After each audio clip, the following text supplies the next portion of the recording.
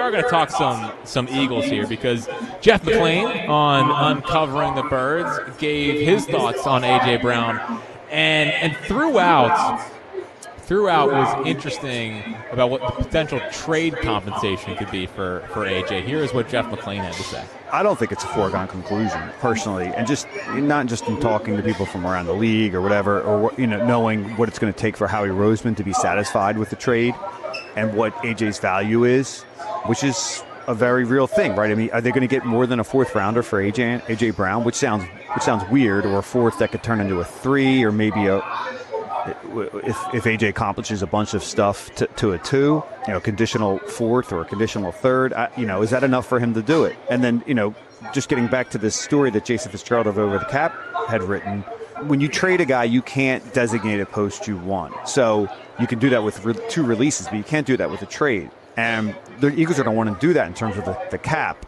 because there's going to be huge cap charge. There's going to be like $45 million that they're probably going to want to spread out over multiple years. Otherwise, it's going to really, if they do make the trade before June 1st, it would really kind of handcuff them in terms of what they could do in free agency and extending some of these guys that they want to extend, which could also open up cap space as well. So he throws out there a 4th, maybe with incentives could get to a 3. Is this why we're starting to hear more percolating behind the scenes that maybe he will be coming back because the value just isn't what the Eagles thought they were going to be getting in these trades? Could be. I've always bookmarked the Indianapolis Combine. That's right before free agency starts. That's right before legal tampering starts. I like to call it the legal tampering before the legal tampering starts. Well, it's ridiculous. Yeah. So league year starts, the Wednesday? But everything's already done? Yeah. Well, here's the other thing. They get down there to Indianapolis, and you got all the GMs. You got agents that are down there. They're either representing guys that are coming out of college, going into the draft, who also have clients that are on other teams already, guys that are about to be free agents. So it's a way to sort of, in a roundabout way, have sort of these parameter conversations to see what type of interest is out there. We've seen sort of deals get sort of started like this in the past. Yeah. I remember Howie talking about the Wentz deal, and how he initially talked to, who was it in Miami that he had talked to? It was Tannenbaum? It was Tannenbaum, because remember they had to move up to get to the number 2 spot. 13 to 8 to 2. And they somehow were able to get rid of Byron Maxwell and Kiko Alonso.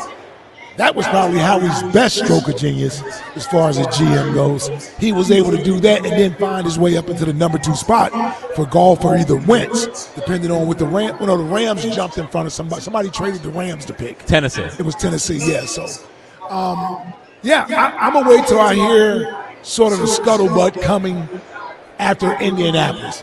Right now, I think there is maybe a low market, but I think that's just because teams think they have the Eagles over a barrel, thinking that they know the Eagles absolutely want to get rid of AJ, so why offer up the most you can to start off negotiations?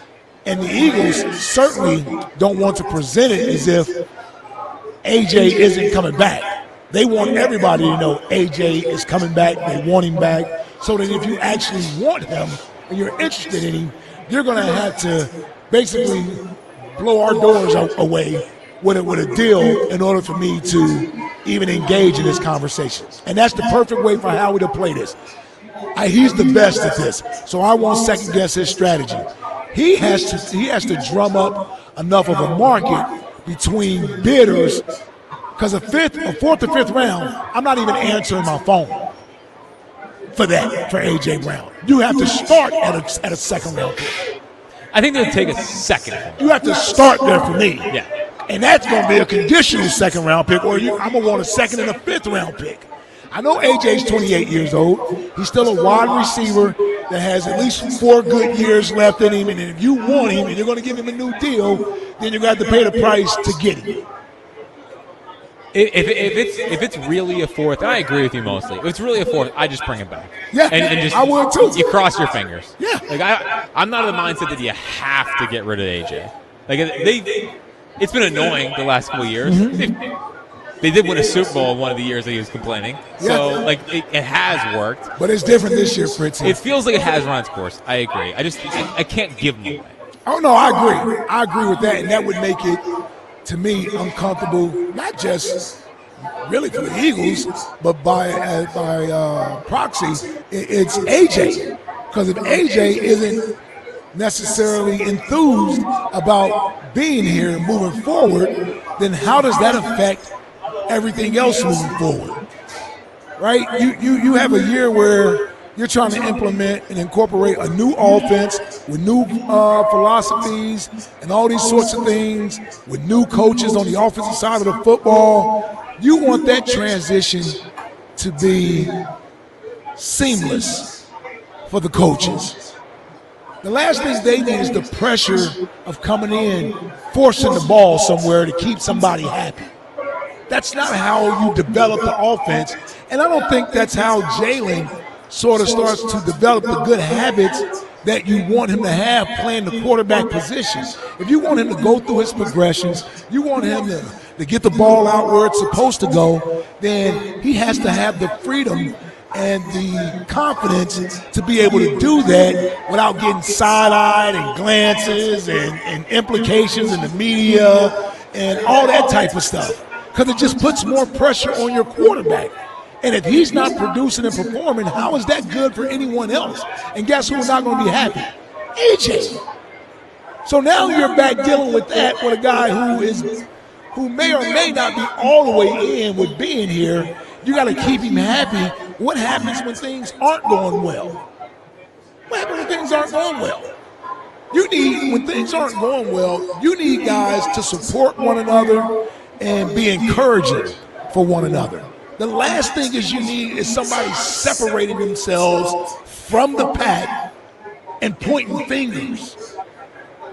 I don't know how that's conducive to winning and getting production, and this is supposed to be a new era of offense that everybody's excited about. Like, I don't know how that gets done.